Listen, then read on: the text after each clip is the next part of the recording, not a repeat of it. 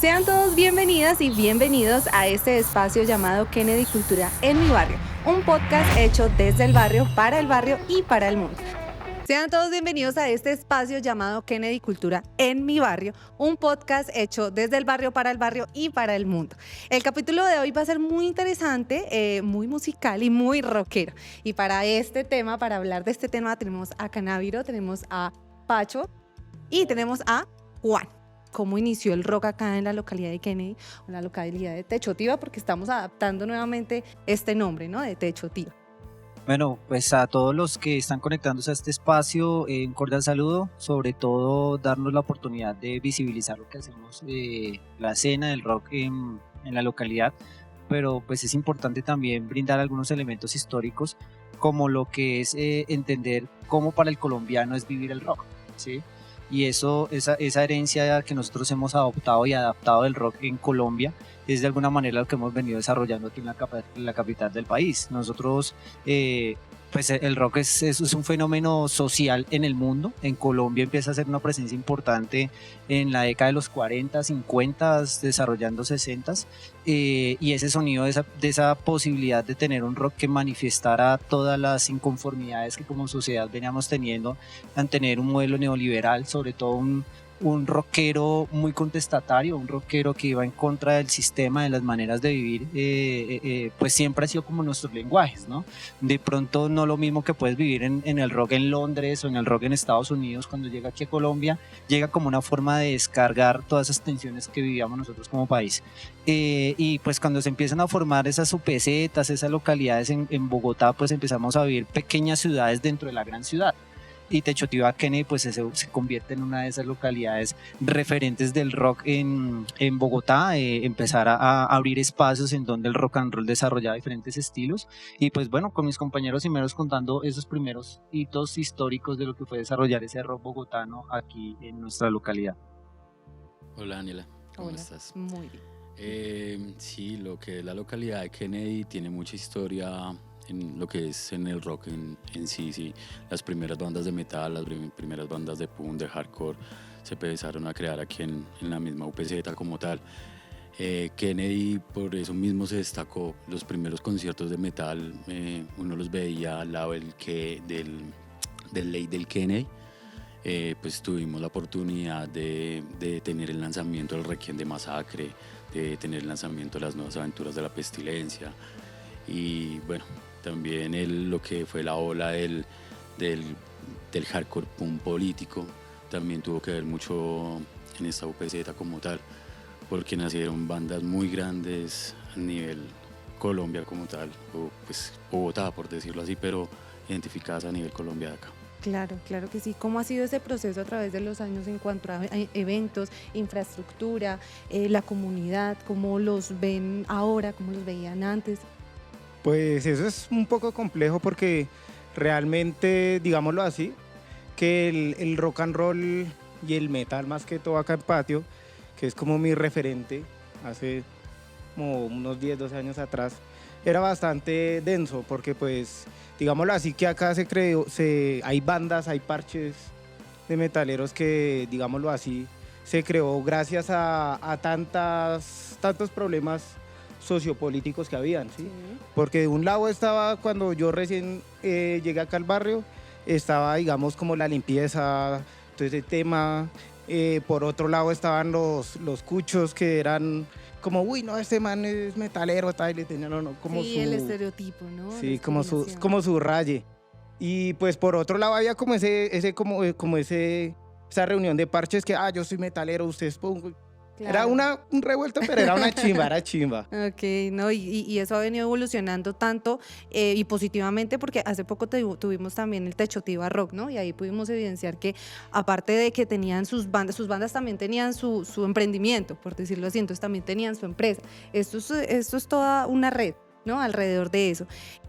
Vemos que también tenemos unos retos que hay que superar y pues como estábamos hablando ahorita de las personas de que, no, escucha rock y la discriminación, ¿no? La parte de estereotipos, ¿cómo se ha venido luchando contra eso?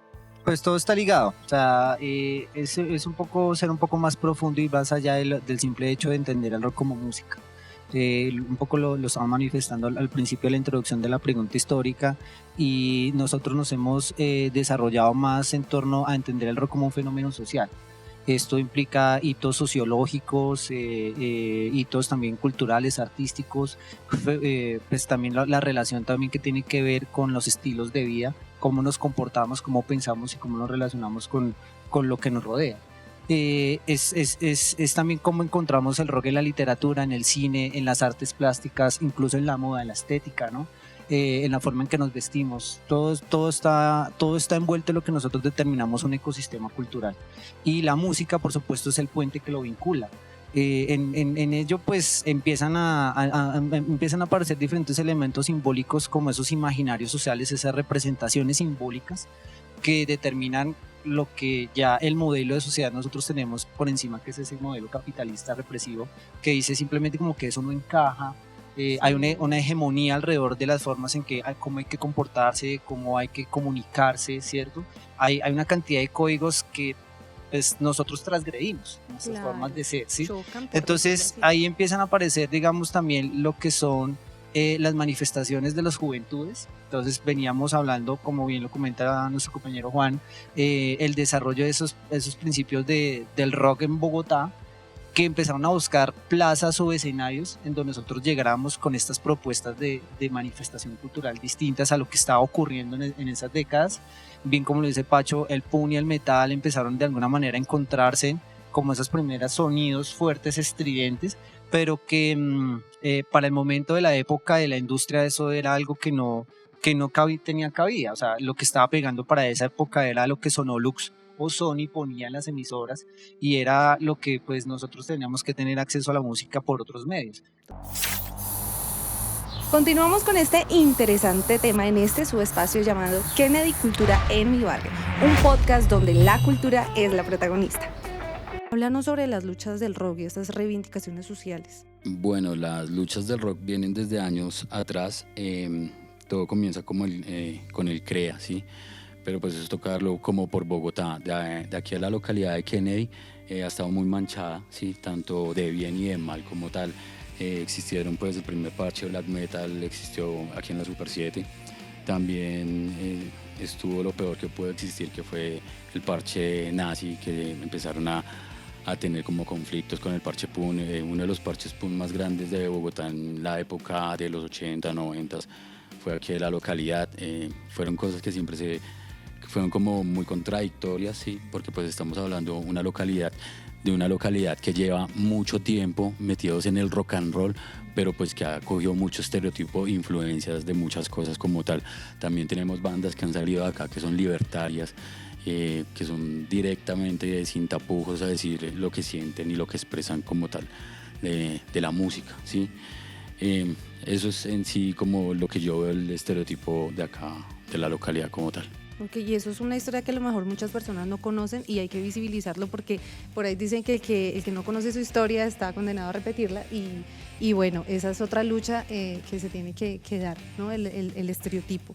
Bueno, hablemos de otro tema, y son los avances tecnológicos y digitales, ¿cierto? Esto es algo positivo, tiene sus cosas negativas, pero creo que esto permite que uno llegue a más personas y a rincones hasta del mundo que uno piensa que de pronto no va a llegar.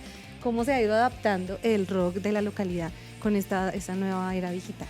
Bueno, hablar desde el principio, de cuando tú te reunías con tus amigos y te cambiabas el caseto, que me conseguí tal banda, porque en el centro era como la mata de la música, eran los chicos que se parchaban ahí en la 19 entre sexta a octava, novena, y pues ellos vendían los casetos, uno le compraba el caseto, llegaba al barrio con sus parceros, yo conseguí eso, entonces sí, exacto, eso se empezaba a intercambiar. Ya con la era digital que entra más o menos en los 90, ya fue con los CDs, y ya empezó uno como que a quemar CDs y a cambiarlo, y era como lo mismo. Y ahí también existía mucho el radicalismo. El radicalismo era decir, yo conseguí un álbum de una banda y usted no la tiene, yo no la presto y yo la tengo.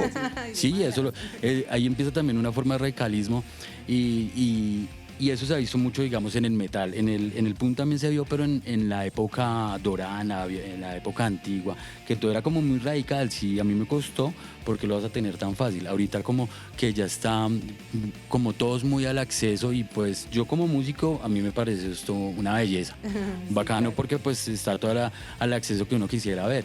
Y digamos, hay bandas que uno tenía, no sé, por allá en los 95, 94, un caseto, y que ahorita ya la consigues muy fácilmente en las redes sociales. Claro, ¿sí? claro. Y pues hay gente que todavía se toca, que dice, no, pues a usted le tocó tan fácil, que usted ahorita es una nueva escuela, y ya pues a mí me tocó tan duro. Pero pues a mí me parece que la tecnología le ha abierto a la era musical muchas cosas buenas, pero al underground, es decir, se ha perdido mucho el espíritu del underground. Es decir, habemos bandas que estamos metidos en el underground, pero el underground, para hablar ahorita, en esta época, ya queda muy poco lo que es el underground como tal. Claro. Bueno, hablemos también un poco de toda la parte ya de la localidad. ¿Qué experiencias a nivel de localidad, con todos los eventos y todas las actividades que se han hecho a lo largo del tiempo alrededor del rock, tienen ustedes de pronto más presentes? Algo que quieran contar en este momento. El concierto de Sodón en el Cayetano. Eso fue algo insignia. O el lanzamiento del Requiem de Masacre ahí en donde quedaba Ley, ahí antes, pues que ahorita es el Éxito, también fue un Cafán.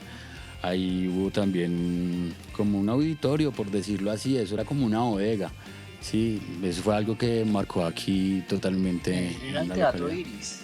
Exacto, eso, ahí. Ese teatro lo quemaron, ese teatro terminó consumido en llamas. Era el único teatro festivo que tenemos acá en la localidad, y ahí sí está ese 8 de la presentación de Masacre. Digamos que pues para los televidentes y oyentes es algo insignia, y pues que Masacre es una banda que representa, tiene una gran carga histórica del metal colombiano, que ahora está pues afortunadamente. Ellos, yo creo que es una banda de death metal que se ha mantenido en su mensaje directo. Ha sido, digamos que, entre otras cosas, en Colombia y en el país en general, la escena, digamos, es muy diversa, pero si podemos hablar de un género que representa la voz del colombiano, es el death metal. Ese es uno de los estilos de el hardcore punk que aparece, ¿sí? Porque, pues, digamos que, por ejemplo, personalmente es una escuela que vengo conociendo mucho, que hay unos maestros que nos acompañan, pero yo puedo decir que mi historia como coleccionista y más como investigador, que mi trabajo es más como educador, ha sido alrededor de la escena del metal y del metal como tal. O sea, digamos, la forma en que ha podido el país cargar con tanta violencia, con tanta sangre derramada, con tantos conflictos internos que tenemos como país, cómo la política se convirtió en el mecanismo y en el medio por el cual hacemos acceso al poder por encima de la dignidad del ser humano, y por una cantidad de diálogos que hay basado sobre filosofía misma, la encontré en el metal. De eso fue lo que me constituyó a mí después, como el hecho de identificarme con un estilo de vida, incluso con unismo, ¿sí? O sea, es el humanismo mi corriente de pensamiento fundamental, y alrededor de ese diálogo el metal lo encontré escuchando bandas como Masacre, bandas como Agony, bandas como Sangre Picha, bandas como... Sí, fueron las bandas con las... fue mi escuela. Si no me acerqué al punk, por ejemplo, yo sentía que el punk, yo decía, venía al punk de la ola inglesa y llegaba acá al país y yo no me encontraba con esa estética, no me veían, sí, pero sí me veía metalero. Y bueno, en fin, teníamos media tortas en ese momento, finales de los 90, empiezan a hacer Rock al Parque, y ya habíamos tenido, se puede decir que un Rock al Parque en Kennedy. Y aquí en Kennedy, en Timiza, habíamos tenido... Yo no alcancé al Requiem porque yo tenía que 13 años tal vez cuando fue el Requiem de Masacre. No pude estar. Y bueno, sí, era niño todavía, pero estuve ahí. ¿Es que eso fue en 96? No, eso fue como en el 94 más o menos. 93, 94 si no estoy mal. Claro, yo tenía por ahí unos 15 añitos, más o menos. Entonces mira que son muchos hitos sociales que se encuentran, ¿no? Estábamos en plena violencia del narcotráfico en Colombia, Pablo Escobar era la moda, las bombas, Medellín, el Mundial del 94, o sea, había un montón de hechos históricos que la escena metalera estaba muy parada en ese momento, porque había muchas luchas que implicaba darse. El hecho de dar un toque en la calle y la policía censuraba todo el tiempo, si se trata de falsos positivos en esa época, hubo todos los que quiera, toda la vulneración de derechos humanos que te imaginas, ¿sí?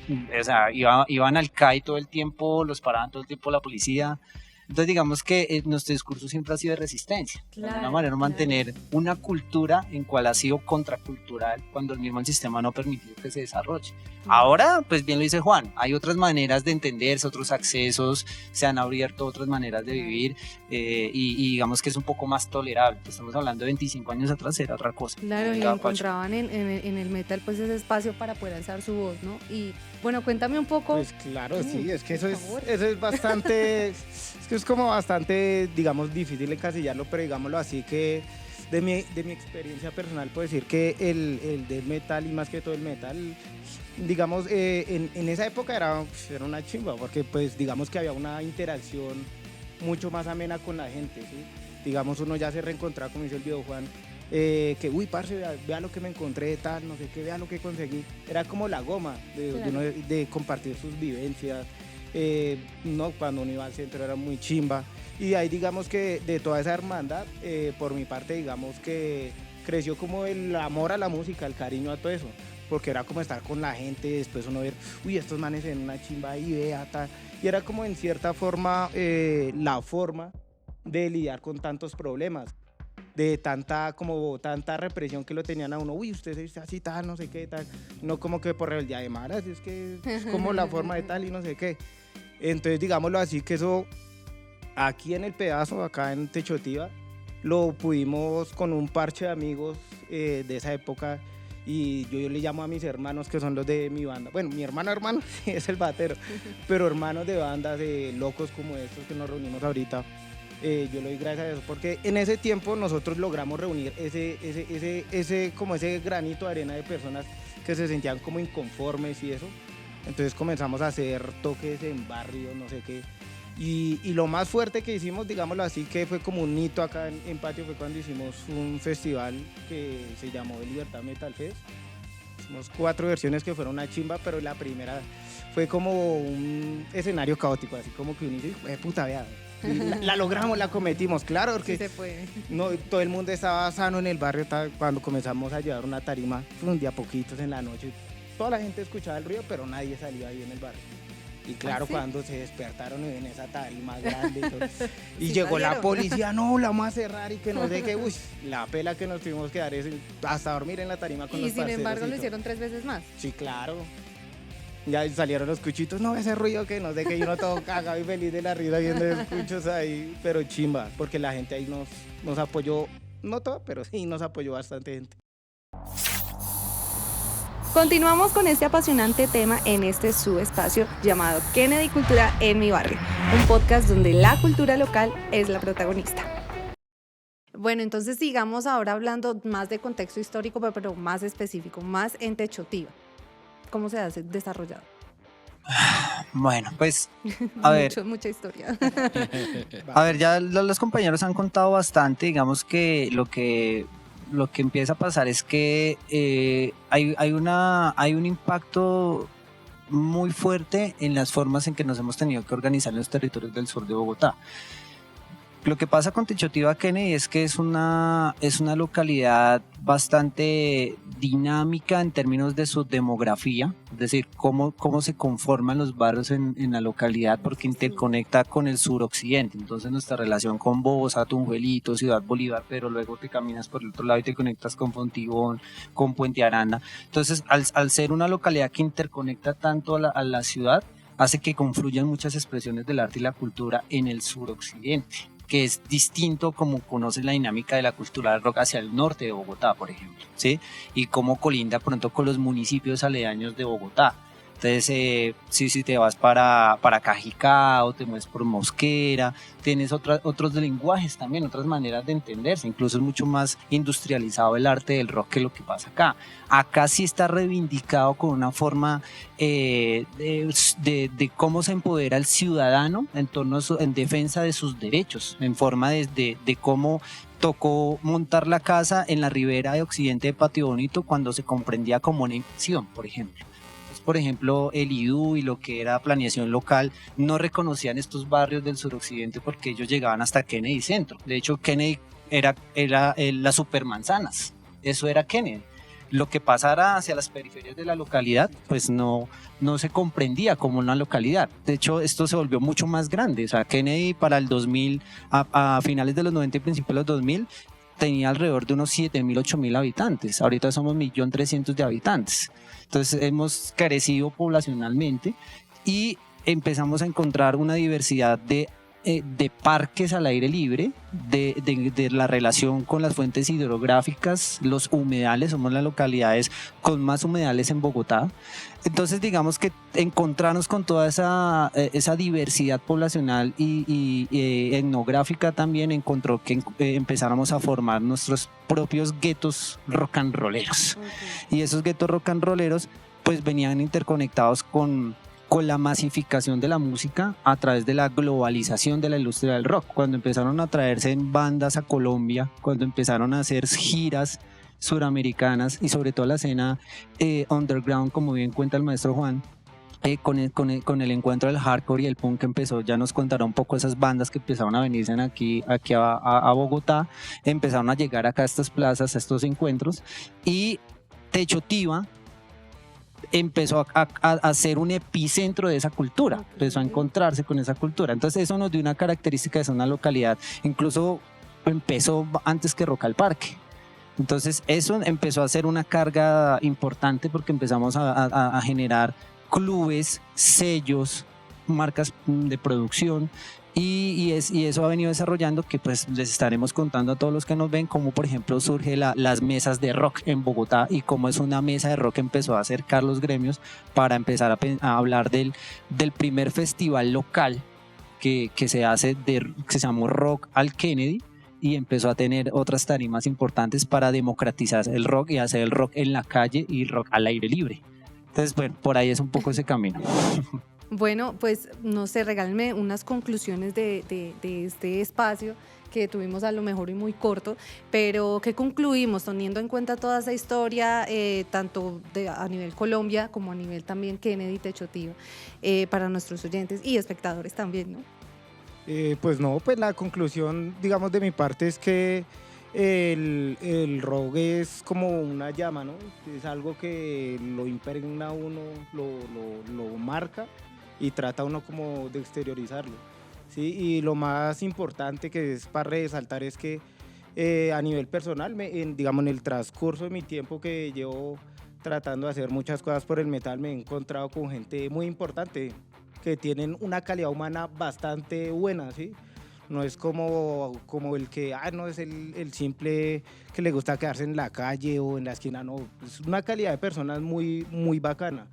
De por sí yo creo que las personas más intelectuales, y no quiero tildar al resto de estúpidos, no, sino que los más intelectuales que yo me he dado cuenta son los que se meten al rock, se meten al metal, se meten al punk, porque les gusta tener ese lazo de hermandad, les gusta tener como esa calidad humana que a veces hace falta tanto. Claro, total, es cierto. Y yo también me he dado cuenta de algo, anoto ahí, y es que antes uno escuchaba como el rock y el metal y no tenía acceso a lo mejor a traducir letras, por decirlo así, sí, en inglés. Ahora, gracias a la era digital, uno lee esas letras y uno dice, ¿cómo es posible que hablen tan bonito y sean letras como tan profundas, ¿no? Bueno, ¿tienes algo que decir? No, nada, la conclusión es esa. Como que el rock and roll lo que ha hecho en el mundo, porque pues no solo acá, sino que pues aquí nos llegó como una influencia más, es eso. El rock siempre ha sido habla como de hermandad, a lo hardcore, también el metal como tal, ¿sí? Entonces es como la unión. Tú solo ve a un Rock al Parque y te encuentras con la mitad de Bogotá y a todo el mundo lo saludas. Es cierto. Y así no lo conozcas también. Sí, claro, ve un concierto.